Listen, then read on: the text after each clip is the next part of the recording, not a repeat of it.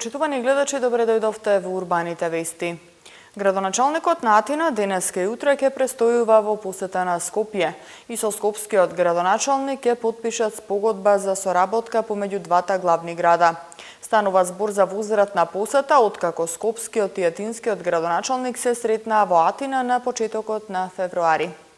Останете со нас еве што ќе гледате друго во урбаните вести. Нова туристичка автобуска рута за новата туристичка сезона во Скопје. Скопје пренатрупано со билборди, се работи на нивно намалување. Како се чисти ѓубре, покажа амбасадорите на САД, Велика Британија и Холандија. Нови автобуски линии за саемот на книга. Старата архитектура на љубанци преку платното на ликовните уметници. Новата туристичка сезона во Скопје се отвора со нова туристичка автобуска рута која има за цел да ги промовира културните и туристички знаменитости во градот. Статистиката покажува дека бројот на странски туристи во последните 10 години е зголемен за 100%, а за тоа придонесуваат природните убавини и културно-историските споменици, и затоа вреди тие да се презентираат. Скопје како главен град на Република Македонија е една од најпосетуваните локации во државата. Статистичките податоци покажуваат дека најголем број од странските туристи го посетуваат Скопје. Бројот на странски туристи во последните 10 години е зголемен за 100%. За тоа придонесуваат природните убавени и културно-историските споменици од различни временски периоди. Со цел да се презентираат сите културни и туристички знаменитости на Скопје, со акцент на богатството на културни и религиозни знаменитости, старата скопска чаршија со своите специфики и занаети. Почетокот на новата туристичка сезона во Скопје се отвора со нова туристичка автобуска рута во рамките на City Tour Bus. Придобивките на новата туристичка сезона за оваа година опфаќаат и промоција на парк шумата Водно и Матка како еко-оази на градот, жичницата на Водно, како и промоција на настаните кои му престојат на Скопје, како што се Визар Скопскиот маратон на 6 мај, трката на Водно прв до врв на 20 мај, Скопско лето и други, за кои, како што истакна градоначалникот Шилегов, туристите треба да ги пренесат пријатните искуства. Го враќаме сјајот на Скопје, истовремено збогатувајќи туристичката понуда на градот со модерни содржини кои што ќе бидат многу поразлични од тоа што досега беше нудено на туристите во нашиот град. Наша крајна цел е секој што ќе дојде во Скопје да се осеќа пријатно, со себе да повлече и да однесе едни добри спомени кои што ги носат луѓето кои што ги посетуваат убавите и атрактивни туристички места во Скопје, во светот, за што претендираме и Скопје да стане еден од нив. Рутата започнува од плоштад Македонија и трае 2 часа, а цената на билетот е 150 денари. И со тој билет ќе следува уште едно возење во градските автобуси. Директорката на ЈСП Тур, Сонја Мартиновска-Боева, истакна дека акцентот на новата рута е ставен на градот на солидарноста. Турата оди од плоштадот Македонија, Порта Македонија, потоа оди од Пекале, Континентал, Отоманскиот период го покажува сите знаменитости кои ги има Кинзо Танге направено во градот и во цело време оди приказната за Скопје и она што е Скопје во минатото сега. Оваа година ставаме посебен акцент на градот на солидарноста затоа што е 55 години од земјотресот. Градската власт најавува продолжување на своите активности за развој на туризмот во Скопје и подобрување на условите за сите негови посетители. Според градоначалникот, Скопје има голем неискористен потенцијал за развој на туризмот, кој мора да се искористи и ќе се искористи на вистински начин, на кој сите придобивки најмногу ќе ги почувствуваат граѓаните на Скопје. Најголеми знаменитости на градот се Камениот мост, тврдината Кале, православната црква Свети Спас, старата турска чаршија, Мустафа Пашината џамија, Јахја Пашината џамија, Дауд Пашината бања, соборниот храм Свети Климент Охридски, старата железничка станица, Музеот на современа уметност, Милениумскиот крст, спомен куќата Мајка Тереза, Аквадуктот, улица Македонија, Градски ѕид, Куршумлијан и уште многу други.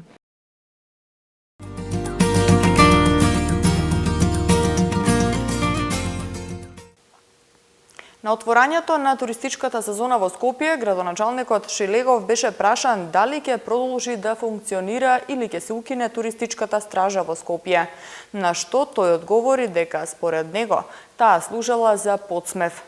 Запрашани за данокот на имот, тој одговори дека и терасите и подрумите се недвижности и не е никаква новина. Туристичката стража повеќе нема да биде дел од Скопје. Градоначалникот Шилегов смета дека таа служела за подсмев, а Скопје е град кој треба да биде респектабилен, град кој треба да остане во убави спомени, а не во спомени за подсмев. Од тие причини дел од таквото лудило повеќе во градот нема да биде, рече Шилегов. Запрашан и околу решенијата за данок на недвижен имот, Шилегов одговори дека и терасите и подрумите се дел од недвижноста и оти тоа не е новина. Ги повика граѓаните да го пријават својот имот, оние кои имаат некои проблеми да дојдат во градската администрација за да им се помогне. Билборди во Скопје може да се забележат на секоја страна, а многу од нив го попречуваат движењето на пешаците и велосипедистите. Градските власти преземаат чекори за намалување на бројот на билборди, како и јавниот простор да се направи подостоинствен и естетски и да не пречат во движењето. Град Скопје се соочува со преголем број билборди во Скопје, а според градоначалникот на Скопје се работи на нивно намалување. Но станува збор за комплексен проблем бидејќи се работи за повеќе годишна концесија од 10 или 15 години, а фирмите кои го имаат тоа право ги поставуваат. Шилегов информира дека разговарано е со нив со цел рекламирањето на јавниот простор да се направи подостоинствено, естетски подобро и билбордите да не пречат во движењето на пешаците и велосипедистите. Разговорите со носителите на концесијата за поставување билборди одат во добар правец и очекува дека ќе може и ќе успее да постигне договор за намалување на бројот на билборди. Што се однесува за рекламирањето во рамки на ЈСП, Шилегов смета дека се работи за еден криминален договор за рекламирање во рамки на ЈСП Скопје, непосредно пред неговото доаѓање, а склучен во сомнителна постапка на повеќе од 10 години, а ја девалвира и уништува цената и конкурентноста на пазарот за рекламирање во јавниот простор и во автобусите на ЈСП Скопје. Амбасадорите на Холандија, Велика Британија и САД со засукани ракави денеска покажаа како се одржува чиста животна средина. Во еколошката акција беа исчистени парковите и бреговите од двете страни на реката Вардар. Според организаторите, целта не е само да се исчисти, туку и да се испрати порака за поголема свест за одржување на чиста животна средина.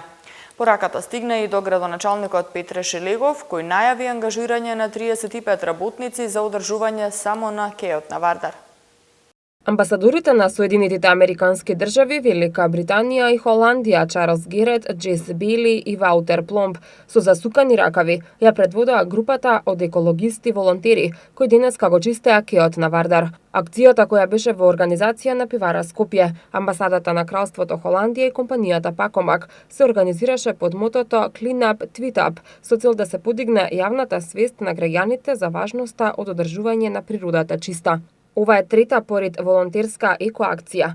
Претходно се чистеше брегот и водите на езерото Матка, како и кејот на Вардар. Амбасадорот на Кралството Холандија, Ваутер Пломб, истакна дека денеска собира отпад, за да даде личен пример за другите.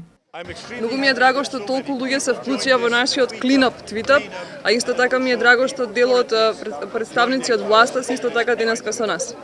Мислам дека сите имаме свој удел и сите можеме да направиме нешто во врска со намалувањето на отпадот. Властите треба да обезбедат повеќе контейнери, повеќе можности за селектирање на отпадот и за негово собирање и потоа процесирање. Граѓаните треба заедно со бизнис заедницата да сторат се што е во нивна можност да ја намалат количината на отпад и да не фрлаат отпад насекаде. Зошто токму амбасадорите го чистат кејот на Вардар? Дали Скопје е нечист град и каква порака со оваа акција сакаат да пратат до македонците, го прашавме и првиот човек на градот Петре Шилегов, кој одговори дека пораката е испратена до него, но и до сите граѓани на Скопје, да го одржуваме кејот на Вардар чист. Чувствувам дека тоа порака и до мене како градоначалник и до вработените во комунална хигиена, меѓутоа и до сите нас кои што сме граѓани на Скопје, бидејќи отпадот го создаваат луѓето. Градот Скопје во рамките на реорганизацијата на комунална хигиена веќе започна и да функционира посебна бригада, да ја наречам, од 35 вработени, чија што единствена работна задача ќе биде чистење и одржување на кејот во безпрекорна состојба. Очекувам дека со секојдневната таква нивна работна ангажираност во догледно време ќе го вратиме сејот на кејот на реката Вардар и во еколошка, меѓутоа и во естетска смисла, онаков како што заслужува да биде. Логистичката поддршка за соодветен транспорт, селектирање и рециклирање на собраниот отпад беше задача на Пакомак. Во Македонија годишно се генерираат околу 700.000 тони отпад, од кои некаде околу 100.000 тони или околу 16-17% е амбалажен отпад, кој има потенцијал да не се депонира на депонии, туку наместо тоа да биде рециклиран. Една од нашите активности е и подигање на јавната свест меѓу граѓаните за потребата од селекција на отпадот и оваа акција во таа функција.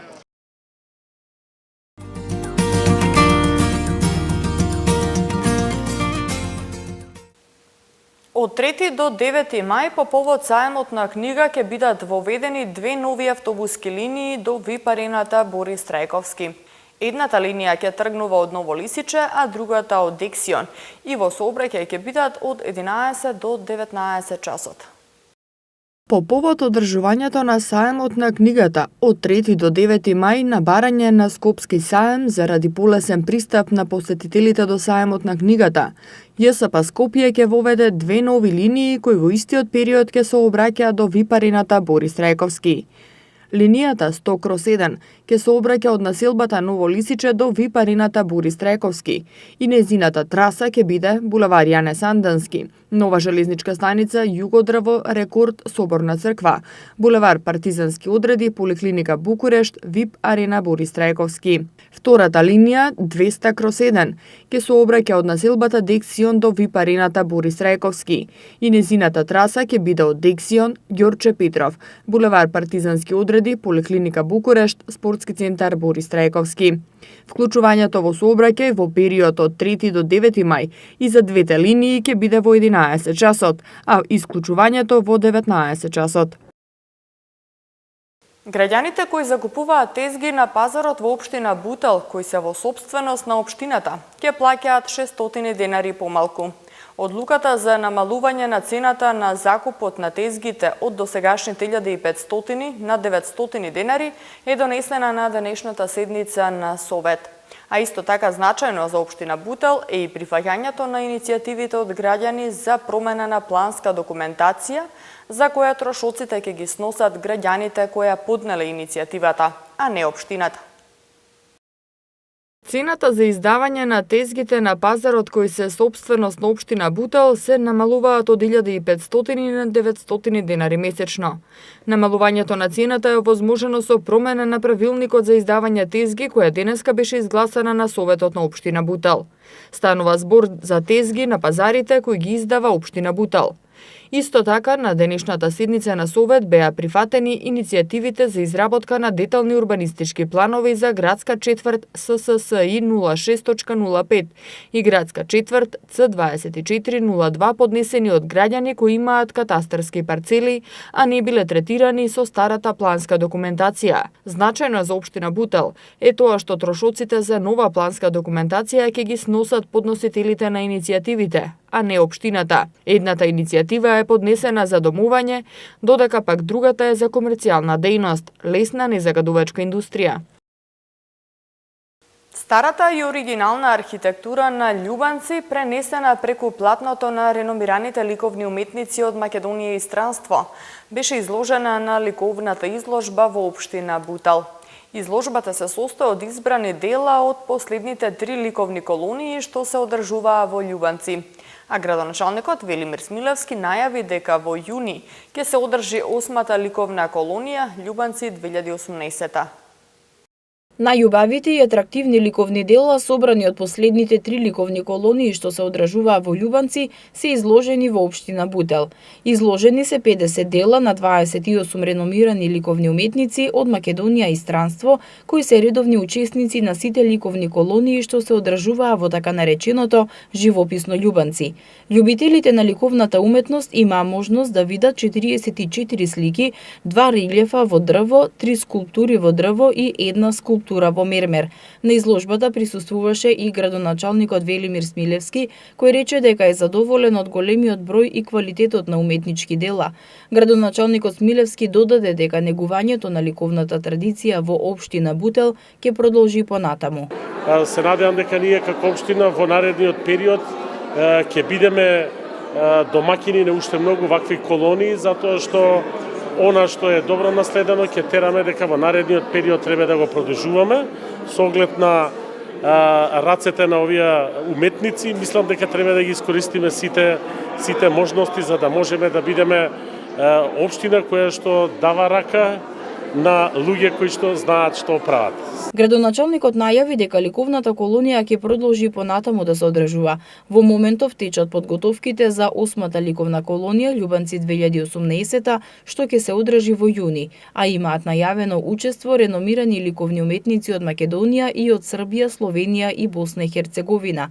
Еден од редовните учесници на ликовните колонии во Љубанци е реномираниот ликовен уметник Владимир Лазовски, кој рече дека Љубанци плени со својата убавина, од каде што може да се добие голема инспирација за создавање на врвни уметнички дела. Но, што е она што оставило впечаток од досега одржаните ликовни колонии, Лазовски одговори. Ентузијазмот на колегите, кои кога дојде во просторот, стара архитектура, питомост, домакини кои вложија премногу од самото училиште на Гоце Делчев, директорката Силвана, морам да ја спомнам, техничката служба која овозможи да колегиве се осеќаат во еден простор сакани, а и самите жители на општината. Покрај уметничките дела на изложбата беше промовиран специјално подготвениот каталог во кој се презентирани уметниците и нивните дела, а за сите љубители на ликовната уметност изложбата ќе биде отворена до 4 мај. Атмосферата на ликовната изложба беше збогатена со настапот на гудачкиот квартет Полихимнија од Скопје. Поради инвестиции во електросистемот, утре во одредени периоди од денот, повеќе скопски населби ќе останат без напојување со електрична енергија. Од 9 до 12 часот утре без електрична енергија ќе остана дел од корисниците од улицата Мечки Инкамен од број 31 до број 45. Во период од 8:30 до 11 часот, утре без струја ќе бидат дел од корисниците од улицата Васил Главинов, зграда број 3, а од 11 до 15 часот дел од жителите од улиците Љубица Ѓоргиева, Будимпештанска и Јоаким Осоговски. Без снабдување со струја од 9 до 11 часот ќе бидат дел од корисниците од улицата Борис Трајковски над Стаклара, а од 13 до 15 часот дел од жителите од село Горно Соње. Во период од 8:50 до 10:50 часот без струја ќе бидат корисниците од Караурман и МЗТ Пумпи, а од 10:50 до 12:50 часот аптеката Симона, сите во општина Газибаба. Без електрична енергија од 9 до 11 часот, утре ќе бидат корисниците лоцирани на улицата Козле, под улица 6, околу број 9 и останатите во општина Карпош. Од 10:30 до 11:30 часот утре без струја ќе бидат и дел од корисниците од скопското село Сопиште над Кружниот тек. Како што информира регионалниот центар за управување со кризи Скопје, прекините се поради инвестиции во електросистемот. Времето утре ќе биде сончево со мала до умерена облачност. Попладне ќе има услови за краткотраен локален дожд. Ќе дува слаб до умерен ветер од северен правец. Во Скопје времето утре ќе биде сончево со повремени облачни периоди и температура до 28 степени. И за време на викендот температурата ќе достигне 28 степени, а во понеделник 30 степени. Со оваа информација ги завршуваме денешните урбани вести. Ви благодарам на вниманието, а останете понатаму на програмата на Прва Скопска. Имајте пријатна вечер.